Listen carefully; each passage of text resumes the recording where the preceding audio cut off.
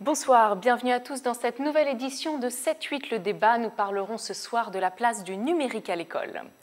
Comme dans beaucoup de secteurs, les technologies numériques transforment l'enseignement. En salle de classe, les tablettes remplacent les traditionnels cahiers. Les tableaux numériques interactifs se substituent aux ardoises à craie quant aux célèbres cahiers de correspondance.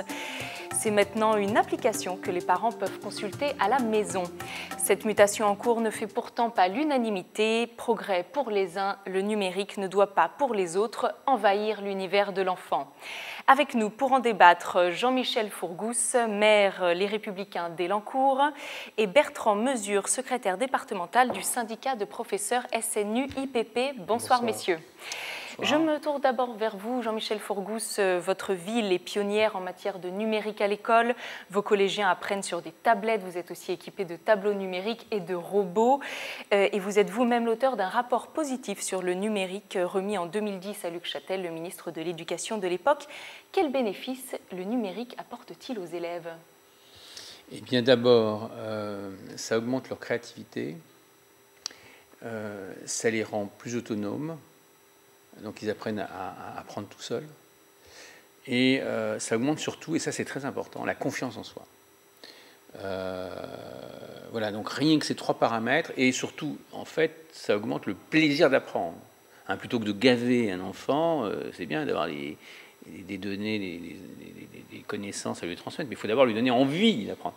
Donc ça, c'est une forme de garantie d'augmenter l'envie, le plaisir d'apprendre. Alors, apprendre, échanger, ils échangent beaucoup plus vite. Aujourd'hui, le monde échange, c'est un démultiplicateur d'échange, une rapidité d'accès à l'information. Bien sûr, c'est un plaisir d'avoir l'information tout de suite.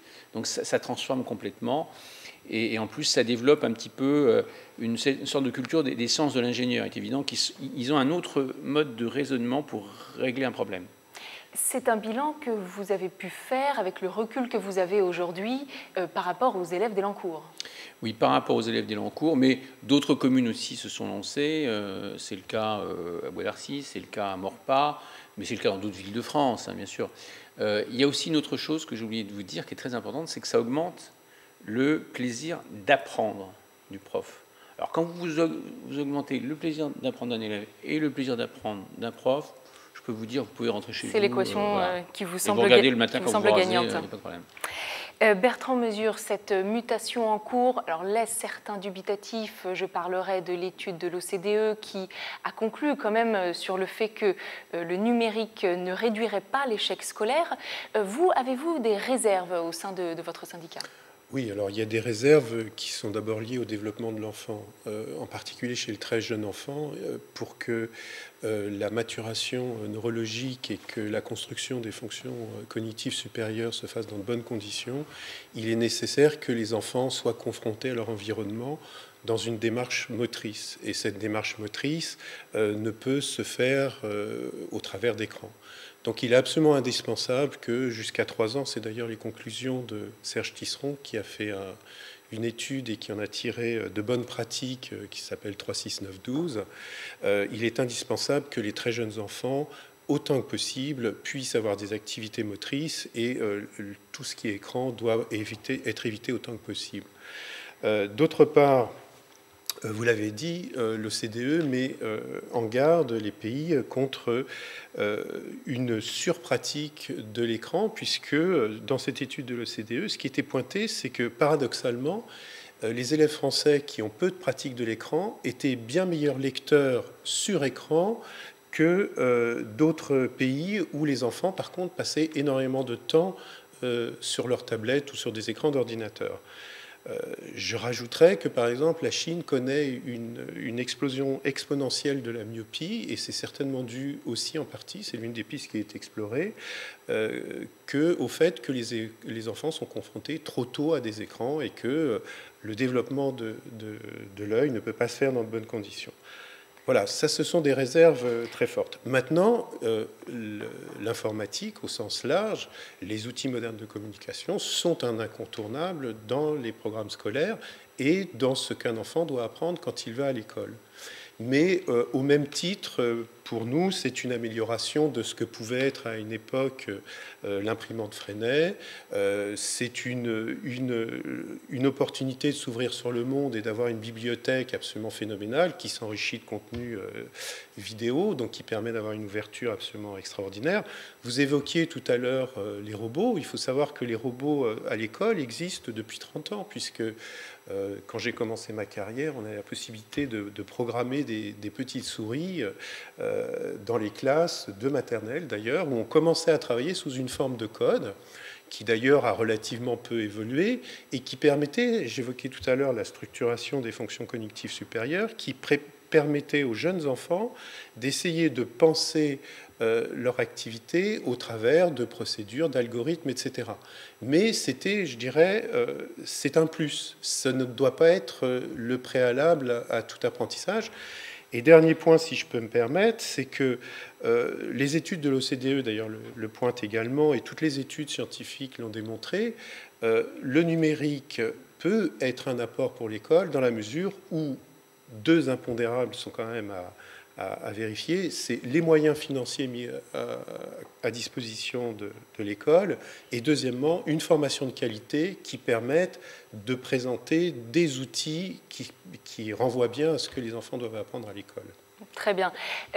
Alors, d'ailleurs, des machines pour enseigner existent depuis les années 60, si je ne me trompe. Donc, cette notion de numérique et de machine pour assister l'enseignement n'est pas récente. Donc, des problèmes sanitaires, vous les avez soulevés. L'idée, c'est donc que le numérique apporte un progrès, Jean-Michel Fourgousse, mais il faut l'encadrer. À partir de quel âge, vos élèves à Elancourt sont-ils sont-ils dotés de tablettes ? Alors, moi d'abord, donc j'ai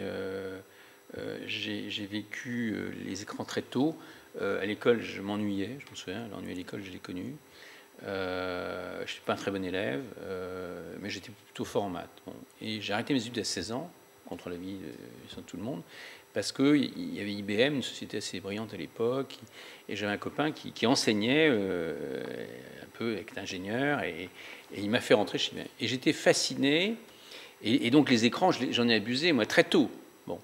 Et au bout de 3 ans, j'ai repris mes études, j'ai passé une équivalence du bac. Bon, j'ai fait un doctorat de psychologie après sur le numérique, l'arrivée du numérique et l'impact que ça allait faire dans la société. Oui, mais vous étiez jeune étudiant à cette époque-là. Oui, mais j'étais toujours devant des écrans, j'étais extrêmement exposé, entre guillemets. Bon. Ensuite, donc, je suis devenu ingénieur CNRS de l'éducation nationale. Et j'ai travaillé sur les premiers systèmes. Bon, inutile de vous dire que, après, j'étais député, vous le savez, j'ai une mission parlementaire où j'ai fait le monde entier. Ne revenons pas sur votre biographie. Je suis allé voir à Harvard, à Hong Kong, à Shanghai. Encore récemment, il y a 15 jours, j'étais en Italie, à la Bocconi, à Milan. Les écrans ont toujours fait partie de votre vie. Où les enfants montrent bien aujourd'hui, enfin les adolescents, les étudiants, quand on leur demande quelle est la part du temps que vous passez pour apprendre, votre période d'apprentissage, quelle est la période que vous passez sur ce genre d'outils et sur des livres ou en conférence. Ils disent 80 à 90% là-dessus et 10% en amphi ou en cours ou avec des livres. Ça ne veut pas dire pour autant que c'est bien et qu'ils apprennent plus vite.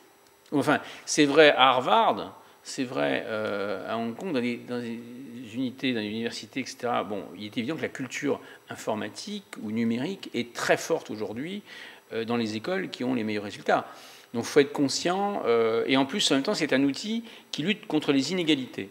C'est quand vous voyez voilà, que les enfants n'ont pas les mêmes livres, n'ont pas les mêmes dictionnaires, n'ont pas le même prof. Je veux dire qu'avec ça, vous êtes en train demain des villes de Bogota à je sais pas, à l'Afrique, à des pays qui sont un peu en souffrance sur le système éducatif. Vous allez résoudre un problème mondial grâce au numérique éducatif. Pour en revenir à Elancourt, à partir de quel âge vos élèves sont-ils dans le numérique? Écoutez, moi, en étudiant, bien sûr, les difficultés des enfants, puisque moi, j'ai lancé lutter contre l'échec scolaire, j'ai Trappes aussi dans ma circonscription, vous vous rendez bien compte que c'est avant la 6e que tout se passe. Vous avez 40%... Alors, je ne sais pas si c'est d'échec, je ne sais plus quel est le terme qu'il faut utiliser avec l'éducation nationale, mais 40% des enfants qui sortent de fin CM2 ne sont pas aux normes de l'éducation nationale pour entrer en 6e. Bon. Donc, ça veut dire qu'en dès le CM2, à partir de quelle classe vous les maternelle. À partir de maternelle, ils ont déjà des outils numériques. Ils ont bien sûr, en élémentaire, chaque enfant à Elancourt a une tablette personnalisée pour lui, pour rentrer le soir chez lui. Et ça commence en maternelle aussi. Donc toutes les classes ont tous un TNI, un tableau numérique. Ils ont 27 robots, on vous l'a dit. Ils ont des cours d'anglais par visioconférence avec des profs d'Angleterre. Merci Jean-Michel Fourgousse. Bertrand Mesure, n'est-ce pas trop tôt par rapport à ce que vous disiez juste avant ? Alors, il y a une notion, j'évoquais l'âge de 3 ans. Je pense que ça, c'est un incontournable parce que jusqu'à 3 ans, un enfant, c'est ce que je disais, a besoin pour son développement neurologique d'être dans un rapport direct à son environnement, de manipuler, d'essayer, comment dirais-je, de pratiquer sur le plan moteur. Et c'est ça qui lui permet de structurer son esprit. À partir de 3 ans, rien n'interdit qu'on utilise des écrans. Mais l'écran ne doit pas se substituer à l'essentiel. Alors, on peut saluer particulièrement la démarche d'Elancourt qui a toujours mis en avant la nécessité d'équiper les écoles et d'aller bien au-delà puisque les élèves sont eux-mêmes équipés à titre personnel.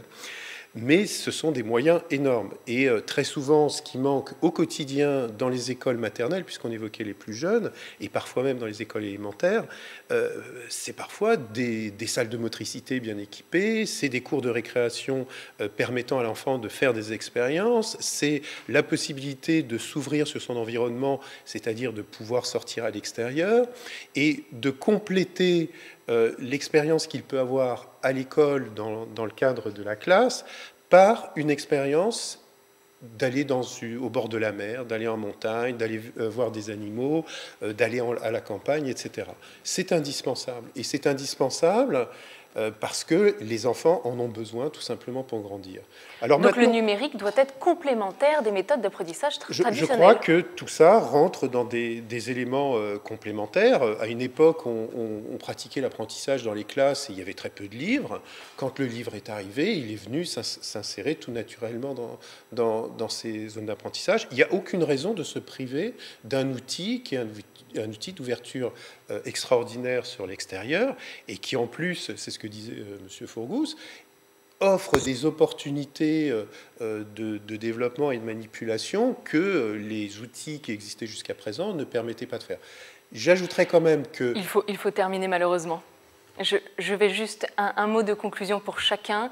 Jean-Michel Fourgousse, quand même, il y a des limites à cela. On a des témoignages de mamans qui se plaignent du fait que leurs enfants copie-collent des informations sur Internet à partir de leur tablette, ne vérifient pas, n'assimilent finalement pas. Que dites-vous à cela ? Et je vous redonnerai la parole. Oui, mais des excès, il y en a toujours, mais on ne peut pas juger. C'est une des plus grandes révolutions. Hein, vous êtes devant une vraie révolution. Mais vous savez, par exemple, l'autisme. On a ouvert une classe, on est plus de 260 communes dans les Yvelines, c'est à Elancourt, on a ouvert une classe pour les parents qui ont des enfants autistes.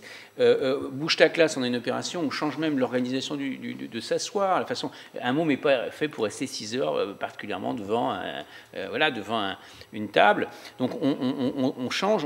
Les robots, ils savent coder maintenant, les enfants, avec leurs tablettes. Enfin, vous savez que je rappelle que l'UNICEF montre qu'on est 35e sur 37 au niveau des inégalités. À Elancourt, on est en train d'améliorer considérablement et on va avoir un prix pour ça. Donc ça a des apports pas négligeables. Merci Jean-Michel Fourgousse. C'est un grand débat. Bertrand Mesure, un mot, vraiment deux mots pour conclure. Juste un mot, je dirais justement en ce qui concerne les inégalités, et l'étude de l'OCDE le montre bien, c'est que ce n'est pas la surexposition à l'écran qui permet d'appréhender les contenus, mais bien une démarche intellectuelle. Et avant tout, ce qu'il faut privilégier, c'est cette démarche intellectuelle, pas la surexposition à l'écran.